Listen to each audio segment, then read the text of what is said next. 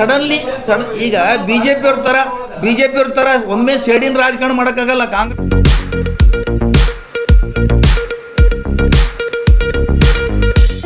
R1 news में आपका स्वागत है। मैं आपके साथ फरहान नाज। ನಿಜವಾದ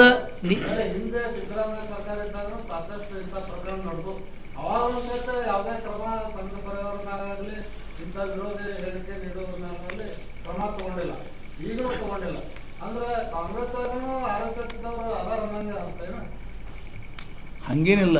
ಸಿದ್ದರಾಮಯ್ಯನವರು ಒಬ್ಬರು ಪ್ರಬುದ್ಧ ಮುಖ್ಯಮಂತ್ರಿ ಇದ್ದಾರೆ, ಸಾಮಾಜಿಕ ನ್ಯಾಯ ಕಾಪಾಡೋಂಥವ್ರಿದ್ದಾರೆ.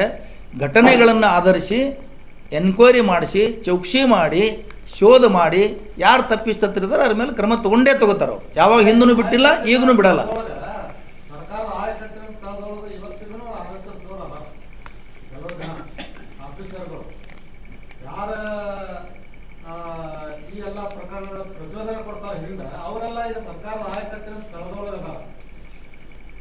ಎಲ್ಲರೂ ಎಲ್ಲ ಕಡೆ ಇರೋರೆ ಈ ಪ್ರಜಾಪ್ರಭುತ್ವ ರಾಷ್ಟ್ರದಲ್ಲಿ, ಅದಕ್ಕೇನು ಮಾಡೋಕ್ಕಾಗಲ್ಲ. ಆದರೆ ಸತ್ಯ ಘಟನೆಗಳ ಮೇಲೆ, ಸಂಗತಿಗಳ ಮೇಲೆ, ಘಟನೆಗಳ ಮೇಲೆ ಶೋಧನೆ ಆಗಿ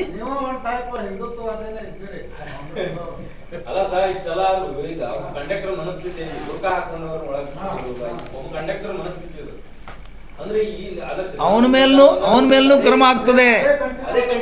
ನೋಡಿ, ಈ ರಾಷ್ಟ್ರದಲ್ಲಿ ಏನಾಗಿದೆ ಅಂತ ಕೇಳಿದ್ರೆ, ಒಂದು ಮನೋಭಾವವನ್ನು ನಿರ್ಮಾಣ ಮಾಡ್ತಾ ಇದ್ದೆ. ಒಂದು ಘಟನೆ, ಒಂದು ಸಂಘಟನೆ, ಕೋಮುವಾದಿ ಸಂಘಟನೆ ನಿರ್ಮಾಣ ಮಾಡ್ತಾ ಇದೆ.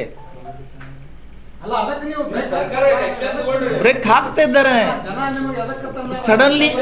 ಈಗ ಬಿಜೆಪಿಯವ್ರ ಥರ ಒಮ್ಮೆ ಸೇಡಿನ ರಾಜಕಾರಣ ಮಾಡೋಕ್ಕಾಗಲ್ಲ. ಕಾಂಗ್ರೆಸ್ದವ್ರಿಗೆ ಒಂದು ನೀತಿ ನಿಯಮ ಇದೆ,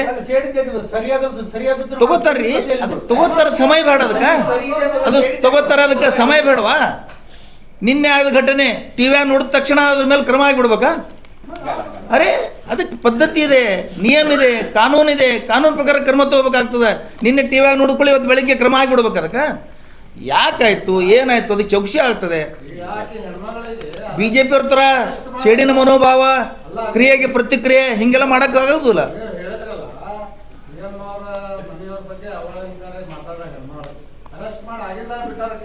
ಹೌದು, ಬಿಡಾಕೊಂದು ನಿಯಮದ, ಅರೆಸ್ಟ್ ಮಾಡಾಕೊಂದು ಕಾನೂನು. ಏನು ಮಾಡ್ಬೇಕು ಈಗ? ಬಿಡಾಕೊಂದು ಕಾನೂನಿದೆ. ಈಗ ಈಗ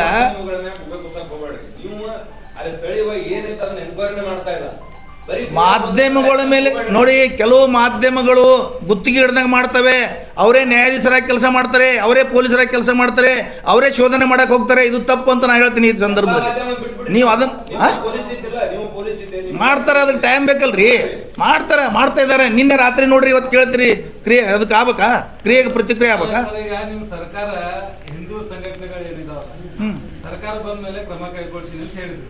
ಈ ಸರ್ಕಾರ ಬಂದು 2 ರಿಂದ 3 ತಿಂಗಳು ಆಗ್ತಾ ಬಂತು. ಇವತ್ತವರೆಗೂ ನೀವು ಅವ್ರ ಬಗ್ಗೆ ಕ್ರಮ ಕೈಗೊಂಡಿಲ್ಲ. ಆಮೇಲೆ ರಾಜ್ಯದೊಳಗೆ ಅಶಾಂತಿ ಹುಟ್ಟಿಸುವಂತ ಸಾಕಷ್ಟು ಕೆಲಸಗಳು ಸಂಘಟನೆಗಳು. ಈಗ ನೀವೇ ಹೇಳಿದ್ರಿ, ಒಂದು ನಿಮಿಷ, ನೀವೇ ಹೇಳಿದ್ರಿ 2 ತಿಂಗಳಾಯ್ತಂತ. ಒಂದು FIR ದಾಖಲೆ ಮಾಡಿದ್ರೆ 90 ದಿವಸ ಎನ್ಕ್ವೈರಿ ಮಾಡಲು ಟೈಮ್ ಇದೆ. ಅದಕ್ಕೆ ಅದು ನೋಡೋಕೆ ಟೈಮ್ ಬೇಕಲ್ಲ. ನೀವು ಒಮ್ಮೆ ಕ್ರಮ ತಗೋರಿ ಅಂದ್ರೆ ಇಲ್ಲಿ ಹಿಂದೂ ಸಂಘಟನೆ ಬೇರೆ ಸಂಘಟನೆ ಪ್ರಶ್ನೆ ಬರೋದಿಲ್ಲ. ಕಾನೂನು ಪ್ರಕಾರ ಕ್ರಮ ತಗೋಬೇಕಾಗ್ತದೆ. ಹಿಂದೂ ಸಂಘಟನೆ ಇದ್ಕೊಳ್ಳೆ ಬೇಗನೆ ಕ್ರಮ ತಗೋಬೇಕು, ಬೇರೆ ಸಂಘಟನೆ ಇದ್ಕೊಳ್ಳೆ ಲೇಟ್ ಮಾಡಿ ಕ್ರಮ ತಗೋಬೇಕಂತಿಲ್ಲ. ಕಾನೂನು ತನ್ನ ಕೆಲಸ ಮಾಡ್ತಾ ಇದೆ. ಪೊಲೀಸರಿಗೆ ನಮ್ಮ ಸರ್ಕಾರ ಫುಲ್ ಅಧಿಕಾರ ನೀಡಿದೆ, ಫುಲ್ ಅಧಿಕಾರ ಇದೆ ಅವರಿಗೆ. ನಿಷ್ಪಕ್ಷಪಾತವಾಗಿ ತನಿಖೆ ಮಾಡ್ತಾರೆ. ಯಾರು ತಪ್ಪು ಮಾಡಿದಾರೋ ಅವ್ರ ಮೇಲೆ ಕ್ರಮ ತಗೊಳ್ತಾರೆ. ಸಾಕಷ್ಟು ಪ್ರಕರಣಗಳಲ್ಲಿ ಪೊಲೀಸರು ಕೂಡ ರಾಜಕಾರಣಿಗಳ ಕೈಗೊಂಬೆ ಆಗಿರೋದು ನಮಗೂ ಗೊತ್ತೈತೆ. ಇದರಲ್ಲೂ ಕೂಡ ಹಿಂದಿನ ಸರ್ಕಾರದೊಳಗೆ ಇತ್ತು, ಈಗಿನ ಸರ್ಕಾರದೊಳಗೆ ಏನು ನೋಡ್ರಿ, ಹೊರಗಿನ ಕಳ್ಳರು ಏನು ಮಾಡಕ್ಕ, ಹೊರಗಿನ ಕಳ್ಳರು ಬೇಗನೆ ಹಿಡಿಬೋದು. ಮನೆಯ ಕಳ್ಳರಿಗೆ ಏನು ಲೇಟ್ ಮಾಡಿ ಸಿಗ್ತಾರೆ, ಅವರು ಲೇಟ್ ಮಾಡಿ ಕ್ರಮ ಹೌದು ಕೊಡ್ತಾರೆ. ಅದಕ್ಕೂ ಟೈಮ್ ಇದೆ. ಹೊರಗಿನ ಕಳ್ಳರಿ ನೀವು ಹೇಳೋದು ಮನೆಯ ಕಳ್ಳರು ಅದಾರೆ, ಮನ್ಯಾಗ ಇರ್ತಾರೆ ಕಳ್ಳರು, ಅವ್ರ ಮೇಲೆ ಕ್ರಮ ಗೊತ್ತಾಗೋದಿಲ್ಲ. ಬಹಳ ದಿವಸ ಬೇಗನೆ ಗೊತ್ತಾಗಲ್ಲ ಅದು. ಎಲ್ಲ ಕಡೆ ಅದಾರ, ಅದು ಇಲ್ಲಿ ಅಲ್ಲ, ಎಲ್ಲ ಕಡೆ ಇದಾರ. ಕೇಳಿ, ಮತ್ತೆ ಯಾರು ಏನು ಕೇಳ್ತೀರಿ ಕೇಳಿ.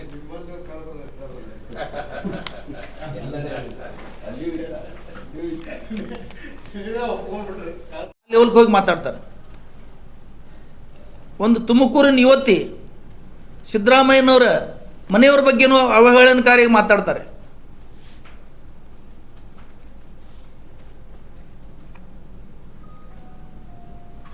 ಉಡುಪಿಯ ವಿದ್ಯಾರ್ಥಿನಿಯರ ಅಲ್ಲಿ ಕೋರ್ಟ್ ಜಾಮೀನು ಕೊಟ್ಟಿದೆ ಅವರಿಗೆ ಅನ್ನಂತ ಟೀಕೆ ಮಾಡ್ತಾರೆ. ಆದರೆ ಅದೇ ಸಿದ್ದರಾಮಯ್ಯನವರಿಗೆ ಅವಹೇಳನಕಾರಿ ಮಾತನಾಡಿದಂಥ ಇವತ್ತಿಗೂ ಕೋರ್ಟ್ ಜಾಮೀನು ಕೊಟ್ಟಿದೆಯಲ್ಲ, ಅದು ಕೋರ್ಟೇ ಕೊಟ್ಟಿದೆ, ಇದು ಕೋರ್ಟೇ ಕೊಟ್ಟಿದೆ. ಅದಕ್ಕೊಂದು ಕಾನೂನು ಬೇಕು, ಬೇರೆ ಇರಬೇಕು, ಇದಕ್ಕೊಂದು ಕಾನೂನು ಬೇರೆ ಇರಬೇಕಾ? ಕೋರ್ಟ್ನಲ್ಲಿ ಒಂದೇ ಥರ ನ್ಯಾಯ ಇರ್ತದೆ. ಜಾಮೀನು ಯಾಕೆ ಕೊಟ್ಟರು ಕೇಳೋದು, FIR ಮಾಡಿದ್ರಿ ಸುಮ್ಮನೆ ಯಾಕೆ ಕೂತ್ರಿ ಅಂತ ಕೇಳೋದು. ಪೊಲೀಸರು ತಮ್ಮ ಕೆಲಸ ತಾವು ಮಾಡ್ತಿರ್ತಾರೆ. ನಿಮ್ಮದೇನು ಕೆಲಸ ಇದೆ ಇದರಲ್ಲಿ?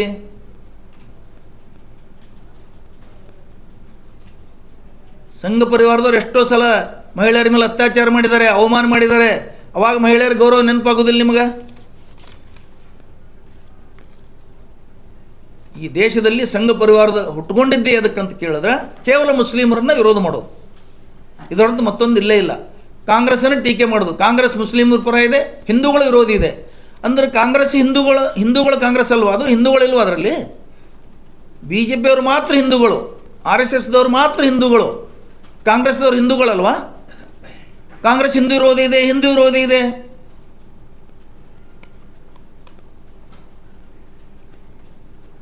ಇವರು ಇವತ್ತಿನ ಇಡೀ ಭಾರತದಲ್ಲಿ, ಈ ರಾಜ್ಯದಲ್ಲಿ ಯಾವತ್ತಿಗೂ ಅಭಿವೃದ್ಧಿ ಬಗ್ಗೆ, ಪ್ರಗತಿಪರ ಬಗ್ಗೆ ಈ ಸಂಘ ಪರಿವಾರದವರು ಯಾವತ್ತೂ ಧ್ವನಿ ಎತ್ತಿದ್ದು ನೋಡಿಲ್ಲ ನಾನಂತೂ. ಇವ್ರು ಬರೀ ಇಂಥ ಉಪದ್ಯಪ್ಪಿ ಕೆಲಸ ಇವ್ರದಲ್ಲ. ಇತ್ತೀಚೆಗೆ ಕೆಲವು ಚಾನಲ್ ಉಟ್ಕೊಂಡಿದ್ದ ಯೂಟ್ಯೂಬ್ ಚಾನಲ್ಗಳು, ಒಂದೂ ನ್ಯೂಸ್ ಇಲ್ಲ ಅದರಲ್ಲಿ. ಬರೀ ಕಾಂಗ್ರೆಸ್ ಟೀಕೆ ಮಾಡೋದು, ಕಾಂಗ್ರೆಸ್ ಟೀಕೆ ಮಾಡೋದು, ಕಾಂಗ್ರೆಸ್ ಟೀಕೆ ಮಾಡೋದು, ಒಂದೂ ಇಲ್ಲ ಇವತ್ತು. ಈ 2 ತಿಂಗಳದಾಗ ಉಟ್ಕೊಂಡು ಬಿಟ್ಟಿದ್ದಾವೆ ಸಿಕ್ಕಾಪಟ್ಟೆ. ಅವು ಓಪನ್ ಮಾಡ್ಬೇಕು, ನಾವು ಅದು ನೋಡ್ಬೇಕು. ನೀವೆಲ್ಲ ಬರೀ ಟೀಕೆ ಮಾಡೋದು, ಟೀಕೆ ಮಾಡೋದು, ಟೀಕೆ ಮಾಡೋದು. ಆಮೇಲೆ ಪರಮೇಶ್ವರ್ ಅವರಿಗೆ ಈ ರಾಜ್ಯದ ಮಾಜಿ ಸಚಿವರು ಮತ್ತು ಹಾಲಿ ಕಾಂಗ್ರೆಸ್ ಶಾಸಕರಾದ ತನ್ವೀರ್ ಸೇಠ್ ಅವರು ಒಂದು ಪತ್ರ ಕೊಡ್ತಾರೆ. DG ಹಳ್ಳಿ ಮತ್ತು KG ಹಳ್ಳಿ, ಹುಬ್ಬಳ್ಳಿ ಕೇಸುಗಳಲ್ಲಿ ಅಮಾಯಕ ಮುಸ್ಲಿಮರನ್ನು BJP ಸರ್ಕಾರ ತೊಡಗಿಸಿದೆ, ಅದರಲ್ಲಿ ಸೇರಿಸಿದೆ. ಅದನ್ನು ನಿಜಾಂಶ ತಿಳ್ಕೊಂಡು ಯಾರು ಅಮಾಯಕರಿದ್ದಾರೆ ಅವ್ರ ಮೇಲಿನ ಕೇಸುಗಳನ್ನು ವಾಪಸ್ ಪಡೀರಿ ಅಂತ ಒಂದು ಪತ್ರ ಬರೀತಾರೆ. ಅದರ ಮೇಲೆ ಈ ರಾಜ್ಯದ ಗೃಹ ಮಂತ್ರಿ ಶ್ರೀ ಪರಮೇಶ್ವರ್ ಅವರು ಟಿಪ್ಪಣಿ ಕೊಡ್ತಾರೆ ಕಾರ್ಯದರ್ಶಿಗೆ, ಗೃಹ ಇಲಾಖೆ ಕಾರ್ಯದರ್ಶಿಗೆ. ಏನಂತ ಕೇಳಿದ್ರೆ, ಇದರ ಬಗ್ಗೆ ಪರಿಶೀಲಿಸಿ ವರದಿ ಕೊಡಿ. ಅದಕ್ಕಾಗಿ ವಿರೋಧ ಮಾಡೋದು, ಅದಕ್ಕಾಗಿ ಪರಮೇಶ್ವರ ಮನೆಗೆ ಮುತ್ತಿಗೆ ಹಾಕೋದು, ಅದಕ್ಕಾಗಿ ತನ್ವೀರ್ ಸೇಠ್ ಅವ್ರಿಗೆ ವಿರುದ್ಧ ಮಾಡೋದು. ಅಂದ್ರೆ ಒಬ್ಬ ಶಾಸಕಿಗೆ ಅರ್ಜಿ ಕೊಡೋ ಹಕ್ಕಿಲ್ಲ, ಒಬ್ಬ ಮಂತ್ರಿಗೆ ಟಿಪ್ಪಣಿ ಬರೆಯೋ ಹಕ್ಕು ಇಲ್ವಾ? ಯಾಕೆ ಆ ಮಂತ್ರಿ ದಲಿತ ಮಂತ್ರಿ ಅಂತ, ಹಿಂದುಳಿದವ್ರಂತ? ನೀವು ಸಾವಿರ ಕೇಸುಗಳನ್ನು ಸಂಘ ಪರಿವಾರದವ್ರ ಮೇಲಿಂದ ಹಿಂದೆ ತಗೊಂಡಿದ್ದೀರಿ. ಬೊಮ್ಮಾಯಿಯವರು ಮತ್ತು ಯಡಿಯೂರಪ್ಪರ ಕಾಲದಲ್ಲಿ. ಅವಾಗ ಮಾನ ಮರ್ಯಾದೆ ಇರಲಿಲ್ಲ ನಿಮಗೆ, ಕಾನೂನಿನ ಅರಿವು ಇರಲಿಲ್ಲ ನಿಮಗೆ. ಅವಾಗ ಮಂಗಳೂರಿನ ಗಲಭೆ ನಡೆದಾಗ ಇದೇ ಬೊಮ್ಮಾಯಿಯವರು ಮುಖ್ಯಮಂತ್ರಿ ಇದ್ದಾಗ ಭೇಟಿ ಕೊಟ್ಟಾಗ ಕ್ರಿಯೆಗೆ ಪ್ರತಿಕ್ರಿಯೆ ಇರುತ್ತಂತ ಹೇಳಿದ್ರು ಇವರು. ಇಂಥ ಒಬ್ಬ ಮನೋಭಾವದ ಸರ್ಕಾರ ಇದ್ದಾಗ DG ಹಳ್ಳಿ, KG ಹಳ್ಳಿ, ಹುಬ್ಬಳ್ಳಿಯಲ್ಲಿ ಸಾಕಷ್ಟು ಅಮಾಯಕ ಮುಸ್ಲಿಮರ ಮೇಲೆ ಕೇಸುಗಳನ್ನು ಹಾಕಿ 100 ಜನರು ಇವತ್ತು ಜೈಲಿನ ಕೊಳಿತಾ ಇದ್ದಾರೆ ಅಮಾಯಕರು. ತಪ್ಪಿತಸ್ಥರಿಗೆ ಶಿಕ್ಷೆ ಆಗಲಿ, ನಮ್ಮದು ಬೆಂಬಲ ಇದೆ. ಅದಕ್ಕೆ ನಾವೇನು ಅದಕ್ಕೆ ವಿರೋಧ ಮಾಡೋದಿಲ್ಲ. ಯಾರು ತಪ್ಪಿತಸ್ಥರಿದ್ದಾರೆ, ಇವತ್ತು ಹಿಂದೂ ಇರಲಿ, ಮುಸ್ಲಿಮ್ ಇರಲಿ, ಬೇರೆ ಯಾರೇ ಇರಲಿ, ಆದರೆ ಅಮಾಯಕರನ್ನು ಸುಳ್ಳೆ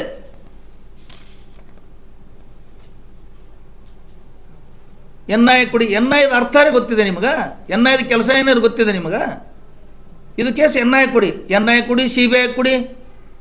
ಅಂದ್ರೆ ನೀವು ಅಧಿಕಾರದಾಗಿರೋವರೆಗೆ ಪೊಲೀಸರ ಮೇಲೆ ವಿಶ್ವಾಸ ಇತ್ತು, ನಿಮಗೆ ಅಧಿಕಾರ ಹೋದ ಕೂಡಲೇ ಪೊಲೀಸರ ಮೇಲೆ ವಿಶ್ವಾಸ ಇಲ್ಲ ನಿಮಗೆ. ಆತ್ಮಸಾಕ್ಷಿ, ಅಂತಃಸಾಕ್ಷಿ ಏನಾದರೂ ಇದ್ದರೆ ನಿಮ್ಮ ಮರ್ಯಾದೆ ನೀವು ಕಾಪಾಡೋಕ್ಕೆ ಪ್ರಯತ್ನ ಮಾಡ್ಬೇಕು. ನೀವು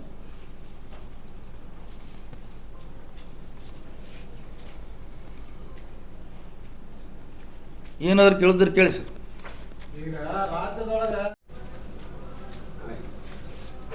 ಕರ್ನಾಟಕದಲ್ಲಿ ಕಾಂಗ್ರೆಸ್ ಸರ್ಕಾರ ಬಂದ ಮೇಲೆ BJPಯವ್ರದ್ದು ಒಂದೇ ಒಂದು ಅಜೆಂಡಾ, ಕಾಂಗ್ರೆಸ್ಸನ್ನು ವಿರೋಧಿಸೋದು. ಅದು ಹೊರತು ಮತ್ತೊಂದು ಯಾವುದೂ ಇಲ್ಲೇ ಇಲ್ಲ. ಸುಳ್ಳು ಸುದ್ದಿಗಳನ್ನು ಹಬ್ಬಿಸೋದು, ವಿರೋಧಿಸೋದು. ಇತ್ತೀಚೆಗೆ ಉಡುಪಿಯಲ್ಲಿ ಒಂದು ಪ್ಯಾರಾಮೆಡಿಕಲ್ ಕಾಲೇಜಿನಲ್ಲಿ 3 ಮುಸ್ಲಿಂ ವಿದ್ಯಾರ್ಥಿನಿಯರು ಅಲ್ಲಿ ಟಾಯ್ಲೆಟ್ನಲ್ಲಿ ಕ್ಯಾಮ್ರಾ ಇಟ್ಟು ವಿಡಿಯೋಗಳನ್ನು ಮಾಡಿದ್ದಾರೆ ಅಂಥೇಳಿ ಸುಳ್ಳು ಸುದ್ದಿ ಹಬ್ಬಿಸಿದ್ರು. ಇದು ಯಾವ ಕಾಲೇಜಿನವರಾಗಲಿ ಅಥವಾ ಯಾವ ವಿದ್ಯಾರ್ಥಿಗಳಾಗಲಿ ಎಫ್ಸಿದ್ದಲ್ಲ. ಯಾರೋ BJP ಕಾರ್ಯಕರ್ತರು ಒಂದು ಕೋಮು ಭಾವನೆಯನ್ನು ಇಟ್ಕೊಂಡು ಸುಳ್ಳು ಸುದ್ದಿಯನ್ನು ಫೇಸ್ಬುಕ್ನಲ್ಲಿ ಹರಿಬಿಡ್ತಾರೆ.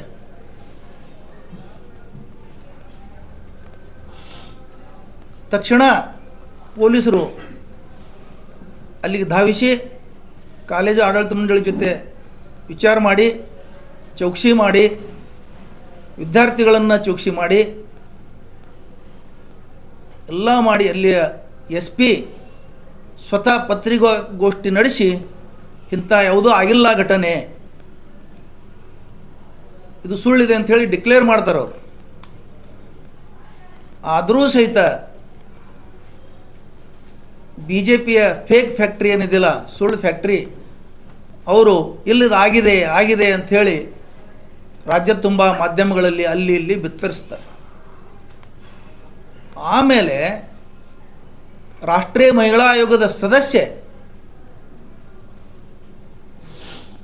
ಒಂದು ಸರ್ಕಾರಿ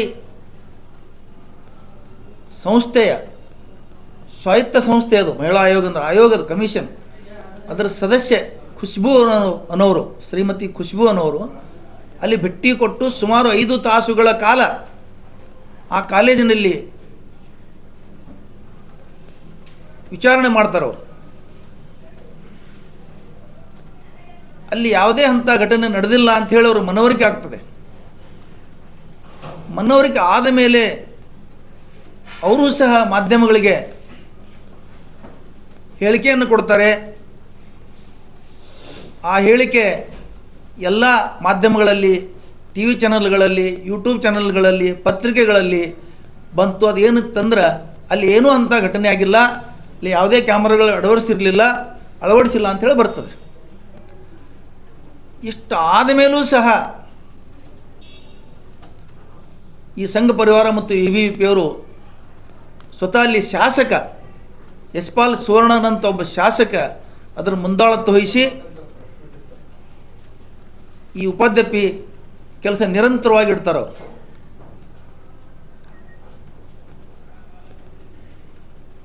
ಎಲ್ಲಿವರೆಗೆ ಹೋಗ್ತದಂದ್ರೆ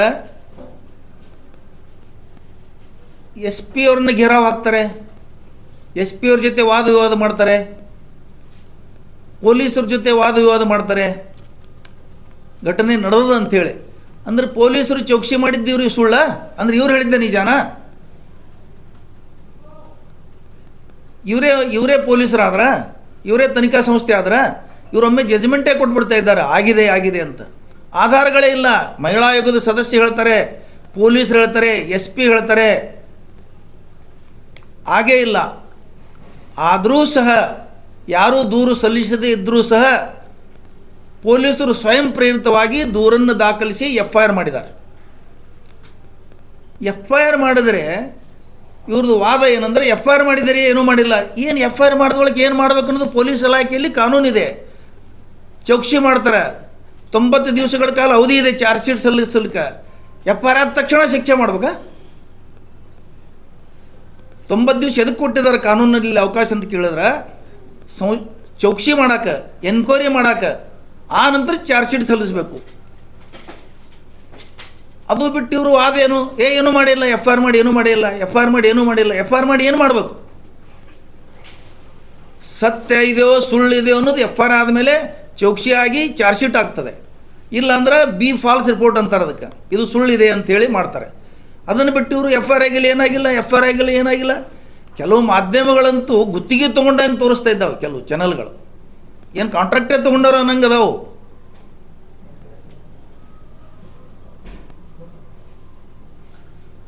ಇವರೆಲ್ಲ ಇದು ಯಾಕೆ ಮಾಡ್ತಾ ಇದ್ದಾರೆ ಅಂತ ಕೇಳಿದ್ರೆ ಸೇಮ್ ಟೈಮ್ದಲ್ಲಿ ಮಣಿಪುರಿನಲ್ಲಿ ಇಬ್ಬರು ಸ್ತ್ರೀಯರನ್ನು ಬೆತ್ತಲೆ ಮೆರವಣಿಗೆ ಮಾಡ್ತಾರೆ BJP ಕಾರ್ಯಕರ್ತರಲ್ಲಿ. ಅವರು ಅದನ್ನು ಮುಚ್ಚಿ ಹಾಕಲಿಕ್ಕೆ ಜನರ ದೃಷ್ಟಿ ಬೇರೆಡೆ ಸರಿಸಿ ಈ ಘಟನೆಯನ್ನು ಮೇಲೆ ತಂದ್ರಾಯ್ತು, ಅದು ಜನ ಮರಿತಾರೆ ಅಂತ ತಿಳ್ಕೊಂಡಿದ್ದಾರೆ.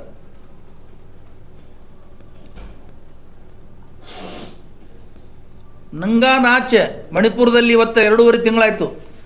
ಇವತ್ತಲ್ಲಿ ಕೋಮು ಗಲಭೆ ಪ್ರಾರಂಭ ಆಗಿದೆ. ಸರ್ಕಾರದ ಪ್ರಾಯೋಜಕತ್ವದಲ್ಲಿ ಕೋಮು ಗಲಭೆ ಪ್ರಾರಂಭ ಆಗಿದೆ ಅಂತ ಇಡೀ ರಾಷ್ಟ್ರದ ಎಲ್ಲ ನಾಯಕರುಗಳು ಹೇಳ್ತಾ ಇದ್ದಾರೆ.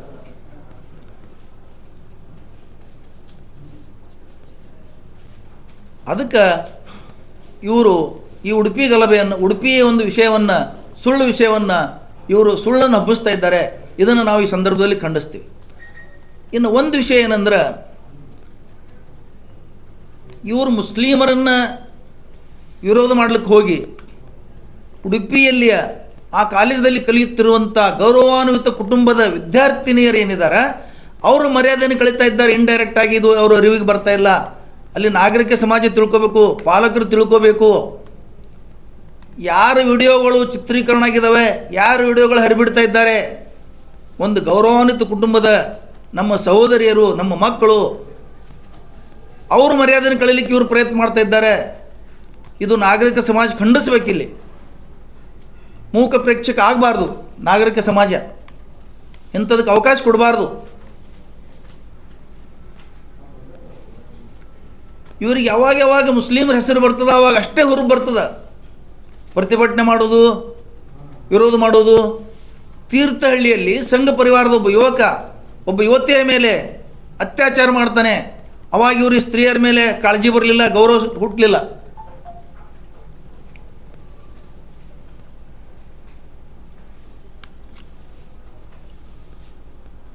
ಟಿ ನರಸೀಪುರದಲ್ಲಿ ಒಬ್ಬ ದಲಿತ ಯುವಕನ ಹತ್ಯೆಯನ್ನು ಅಲ್ಲಿಯ ಸಂಘ ಪರಿವಾರದ ಹುಡುಗರೇ ಮಾಡ್ತಾರೆ, ಹಾಡು ಹಗಲೇ ಮಾಡ್ತಾರೆ. ಅದಕ್ಕೆ ಸಾಕ್ಷಿ ಇದಾವ. ಆ ಕೇಸಿನ ತನಿಖೆಗೆ ಇವರು ಪ್ರತಿಭಟನೆ ಮಾಡಲ್ಲ, ಒತ್ತಾಯ ಮಾಡಲ್ಲ ಸರ್ಕಾರಕ್ಕೆ. ಆಮೇಲೆ ಇದೇ ಘಟನೆ ಇಟ್ಕೊಂಡು ನಮ್ಮ ರಾಜ್ಯದ ಗೃಹ ಮಂತ್ರಿಗಳಾದ ಪರಮೇಶ್ವರ್ ಮನೆಗೆ ಮುತ್ತಿಗೆ ಹಾಕ್ತಾರೆ. ಪರಮೇಶ್ವರ್ ಅವರು ಈ ರಾಜ್ಯದ ಗೃಹ ಮಂತ್ರಿ, ಯಾವುದೇ ಆಧಾರ ಇಲ್ಲದೆ ಮಾತನಾಡೋದಿಲ್ಲ. ಅವರು ಒಬ್ಬ ಸಭ್ಯ ಗೃಹಸ್ಥ, ಒಬ್ಬ ನ್ಯಾಯವಾದಿ, ಅವರು ಒಳ್ಳೆಯ ಮಾನವೀಯತೆ ಉಳ್ಳವರು. ಅವ್ರ ಮನೆಗೆ ಇವರು ಆರೋಪ ಮಾಡಿ ಮುತ್ತಿಗೆ ಹಾಕ್ತಾರೆ. ಅವರು ಇದೇನು ತೋರಿಸ್ತದೆ ಇವ್ರದ್ದು? ಇವ್ರು ಮಾಡೋಕೆ ಏನೂ ಬೇರೆ ಕೆಲಸ ಇಲ್ಲ, ಬರೀ ಇಂಥವೇ ಮಾಡೋದು. ಯಾಕಂದ್ರೆ ಅವರಿಗೆ ಒಂದು ಮಣಿಪುರ ಘಟನೆ ಮುಚ್ಚಿ ಹಾಕಬೇಕಾಗಿದೆ, ಒಂದು ಕಾಂಗ್ರೆಸ್ ವಿರೋಧ ಮಾಡಬೇಕಾಗಿದೆ. ಅವರಿಗೆ ಕಾಂಗ್ರೆಸ್ ಸರ್ಕಾರ ಬಂದಿದ್ದು ಅವ್ರಿಗೆ ತಾಳ್ಕೊಳ್ಳೋಕೆ ಆಗ್ತಾ ಇಲ್ಲ.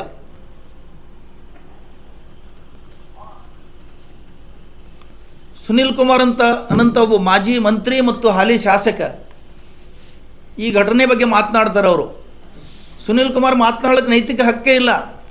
ಯಾಕಂತ ಕೇಳಿದ್ರೆ ಒಂದು 5 ವರ್ಷದ ಹಿಂದೆ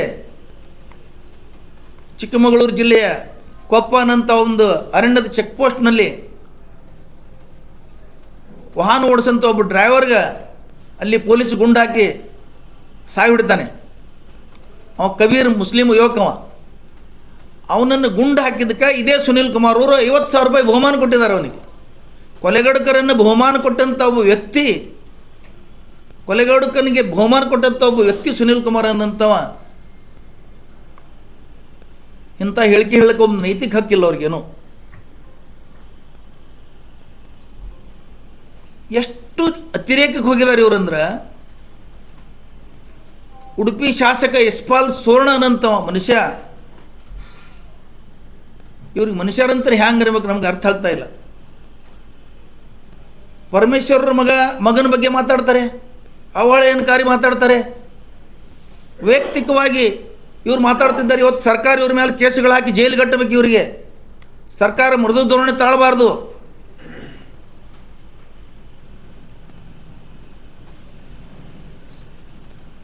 ಮಾಧ್ಯಮಗೋಷ್ಠಿಗೆ ಗೌರವಾನ್ವಿತ ಮಾಧ್ಯಮ ಮಿತ್ರರನ್ನು ಸ್ವಾಗತಿಸುತ್ತಾ, ಇನ್ನು ಇಂದಿನ ಪತ್ರಿಕಾಗೋಷ್ಠಿಯಲ್ಲಿ ನಾನು ಮತ್ತು ಕಾಂಗ್ರೆಸ್ ಮುಖಂಡರಾದ ನಾಗರಾಜ್ ಲಂಬು ಅವರು ಇರುತ್ತೇವೆ.